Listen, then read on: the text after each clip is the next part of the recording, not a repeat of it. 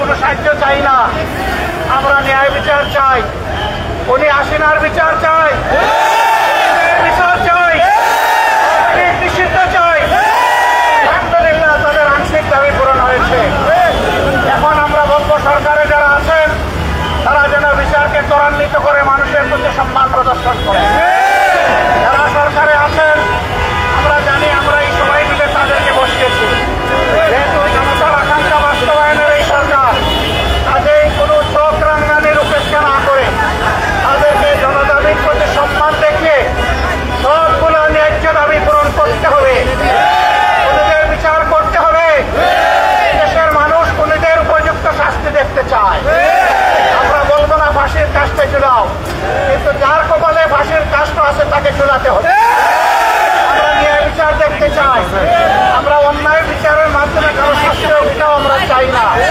আবার কেউ যাতে ন্যায় বিচারকে ফাঁকি দিতে না পারে সেটাও আমাদেরকে লক্ষ্য রাখতে হবে।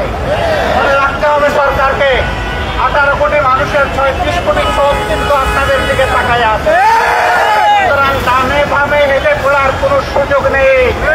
আপনাদেরকে সামনের দিকে চলতে হবে, সোজা রাস্তায় চলতে হবে। আপনাদের স্বার্থে থেকে জাতি আপনাদেরকে শক্তি যোগাবে ইনশাআল্লাহ। কিন্তু কোনো অন্যায়ের সাথে আপনারা যদি আপোষ করেন এই জাতি আপনাদেরকেও ক্ষমা করবে। আমরা আশা করব তারা কোনো অন্যায়ের সাথে আপোষ করবেন না। তারা ন্যায়ের উপর প্রতিষ্ঠিত থেকে জাতিকে তার অধিকার ফিরিয়ে দিবেন। এই অধিকার ডাকাতরা 15.5 বছরে কেড়ে নিয়েছে। আমরা চাই সেই অধিকার জনগণের হাতে তুলে দিই। তবে যেন ভাবে কেউ যদি ধামাচাপা দিয়ে খুব কৌশলের আশ্রয় নিয়ে কিছু করতে চান, এই বিপ্লবী জনগণ মানবে না।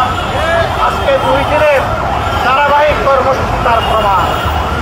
সব কিছুকে উপেক্ষা করে দিন রাত বিপ্লবীরা রাস্তায় ছিল, আর তাদের সাথে আমাদের অন্তরাত্মা পড়েছিল।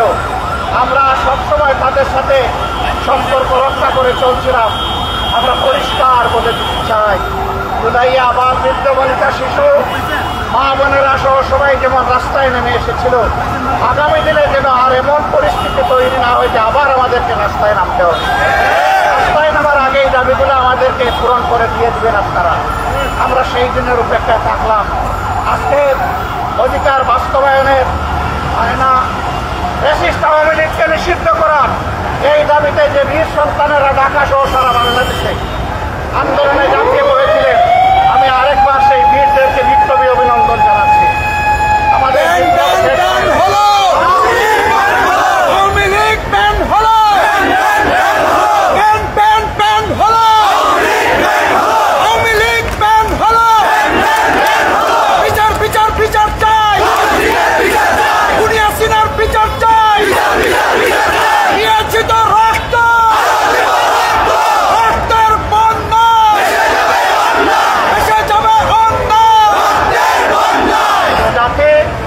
একবার রক্ত দিতে শিখেছে সেই জাতিকে কোনো কিছু দিয়ে তো মানা যাবে না। রক্ত আমাদের সন্তানরা দিয়েছে, রক্ত দেওয়ার জন্য আমরা প্রস্তুত আছি। তারপরে ইনশাআল্লাহ এই জাতির অধিকার মহান আল্লাহ সাহায্য নিয়ে আমরা আদায় করে ছাড়ব। সবাইকে বিপ্লবী অভিনন্দন। আজকের মতো এখানেই শেষ। রাজপথে আন্দোলনে আবার দেখা হবে। জনগণের অধিকার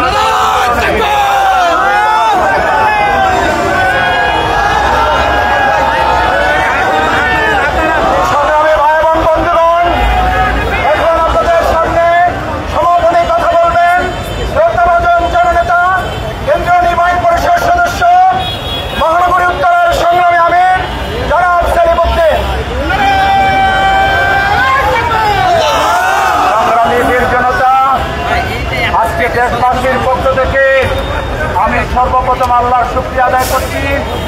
সাথে সাথে আমি কৃতজ্ঞতা জ্ঞাপন করছি আমাদের সংগ্রামী আমির জামাতের, তিনি বিপদেও জাতির সাথে থাকেন, সুখের সময় জাতির সাথে থাকেন।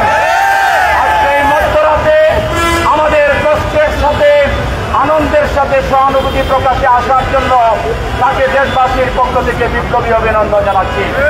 সংগ্রামী ভাইয়েরা আমার, আমাদের বিজয় এখানেই সমাপ্ত হয়ে যায়নি, আমাদের যুদ্ধ এখানে সমাপ্ত হয়ে যায়নি।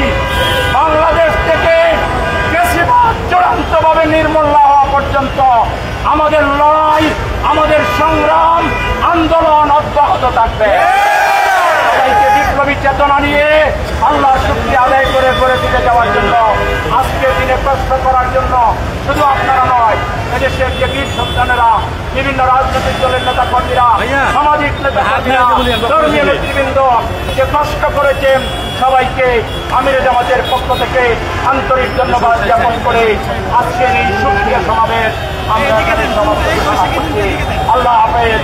আসসালামু আলাইকুম ওয়া রাহমাতুল্লাহি ওয়া বারাকাতুহু।